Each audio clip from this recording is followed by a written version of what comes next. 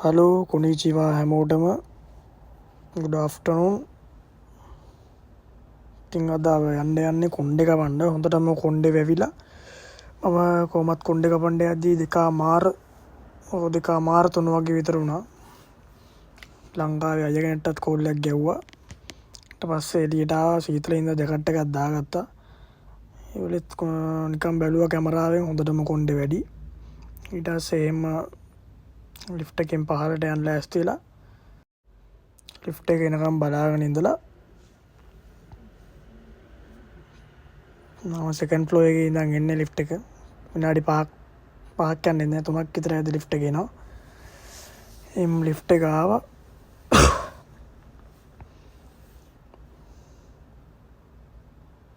Lift එකෙන් බෑරවිල්ලා අපේ apartment එකේ ඇක්සස් ඩෝ එකක් තියෙන්නේ. ඒකෙන්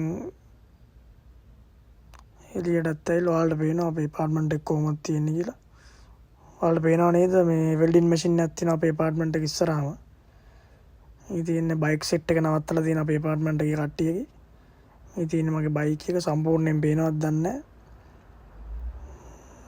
මේ ඉතින් හැමෝම ෆුට් සයිකල් තමයි පාවිච්චි කරන්නේ හෙට මෙහෙට යන්න. අපිත් බඩු ගේන්න කරන්න ඔක්කොටම පාවිච්චි කරන්නේ ඒක. මේ තින්නේ මං ඉන්නේ අපාර්ට්මන්ට් එක. ඒක අලුත් බිල්ඩින් එකක්. ඒකේ ෆැසිලිටිස් හොඳයි.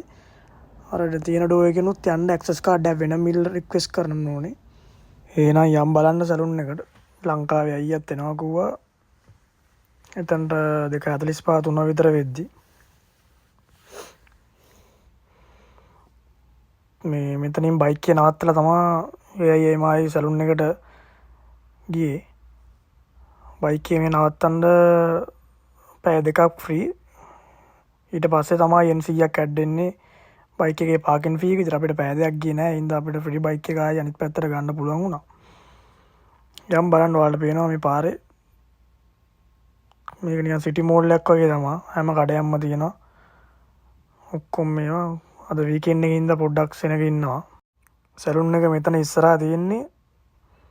මේ සැලුන් එක ඇතුළට ගිහිල්ලා ඒකේ ටෝකන් නම්බර් එකක් අරගෙන එතන ඉස්සරහට එලා බලන් හිටියා. ඉතින් මම කොණ්ඩෙත් එක්ක පේනවා. හොඳටම වැවිලා තියෙන්නේ කොණ්ඩේ. ඊට පස්සේ ටික වෙලාවක් යද්දී එතන එක්කෙනෙක් ආවා. මට නම්බරේ හම්බුනේ 59 විතර. 59 ගේ යාළුවාගේ සිස්ටම් එකකින් කවුන්ට් එක වෙන්නුවාම මෙතනට යාළුවා ඇවිල්ලා කොණ්ඩේ මේව කරනවා. මේ තියෙන කොණ්ඩේ කපපු විදිය මට පොඩ්ඩක් කියන්න. රැවුල කපන විදිය පොඩ්ඩක් මේව ගන්න. ෆුල් අඩු කරා රැවුල. තනිකර මූණ හිටපු විදියට වඩා ගොඩක්ම වෙනස් වුණා.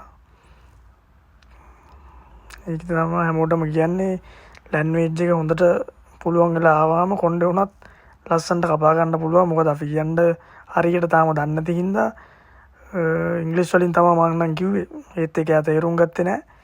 පොඩ අඩු කරලා හොඳටම කොට වුණා. කොණ්ඩේ නම් අවුලක් නැහැ. ඊට පස්සේ මේ තියෙන කොණ්ඩේ වොෂ් කරන එක. යා කොණ්ඩේ වොෂ් කරන්න මම මෙතනට ගෙනාවා. වෙනම කොණ්ඩේ වොෂ් කරලා වෙනම අල්ලනවා කූලින් යුනිට් එකක් තියෙනවා. ඒක අල්ලලා තියෙනවා විනාඩි 4-5ක් විතර මාර කූල් එකක් දැනෙන්නේ. ඒක අල්ලන්න කලින් තමයි ඔය ඔයිල් එක දාන්නේ. මාර සනීපයි ඔලුවට ඒක දැම්මට පස්සේ. මෙතනින් මට කොණ්ඩේ කපන්න යෙන් 2300ක් විතර ගියා. ඔක්කොම කොණ්ඩේ වොෂ් කරලා වඩ පේන්නේ නැති මේ ලංකාවේ අයියත් ඉන්නවා. එයාත් පොඩ්ඩක් එක්ස්ප්ලනේෂන් කරනවා කොහොමද කොණ්ඩේ මේවා කරන්නේ කියලා. ඒ සැරින් සැරේ අහනවා වොෂ් කරන්නද, ආය ස්ටයිල් එකක් දාන්නද, ඔක්කොම අහනවා. මට තේරුණේ ඒවට මම උත්තර දුන්නා. අනිත් ඒවට අර ලංකාවේ අයියත් එක්ක කතා කරලා තමයි උත්තර දුන්නේ. මොකද මෙයාලට හරියට ඉංග්‍රීසිුත් තේරෙන්නේ නැති හින්දා එයාගේ සපෝට් එක මාරු විදියට ඕන වුණා කොණ්ඩේ මේව කරගන්න. කොහොමත් කොණ්ඩේ කපන්න මට පැය භාගයක් විනාඩි 35ක් විතර ගියා. ඊට පස්සේ ඔය වාට පේනවා යුනිට් එක අල්ලලා තිනවා කොණ්ඩේ. ඒක විනාඩි 3ක් 4ක් විතර දිනවා. මාර කූල් එකක් එන්නේ එකකින්. මම ලංකාවේ මෙහෙම අල්ලලා නැහැ. මේකේ මොනවාරි ඇති බෙනිෆිට්ස් කොණ්ඩේට. අරක කූල් එක වගේ තියෙන එක ඇප්ලයි කරලා තමයි මේක දාන්නේ. මාර කූල් එකක් තේරෙන්නේ. ඒක ඔයාලත් ජපානයේ ඉන්න නම් දාලම් බලන්න. මෙන්න මේ විදිහට තමයි මම කොණ්ඩේ කපලා ඉවරුනේ. යම් බලන්න එළියට ගිහිල්ලා කොහොමද මගේ ෆයිනල් කට් එක පේන්නේ කියලා. ඊට පස්සේ එම්ම ගියා කොෆි එකකුයි මොනාරි බඩට දාගන්න. මේ පේනවනේ මම ඉන්න විදිය. කලින් රවුල තිබ්බ හොඳටම දැන් කොණ්ඩේ කපලා කොටටම කොණ්ඩේ කපලා රවුලත් පොඩ්ඩක් නෙමෙයි ගොඩක් අඩු වුණා. අලුත් කට්ටෙක් කොහොමද කියලා ඔයාලත් කමෙන්ට් එකක් දාන්න. එහෙනම් අපි ගියා ආයෙ වීඩියෝ එකකින් සෙට් වෙමු.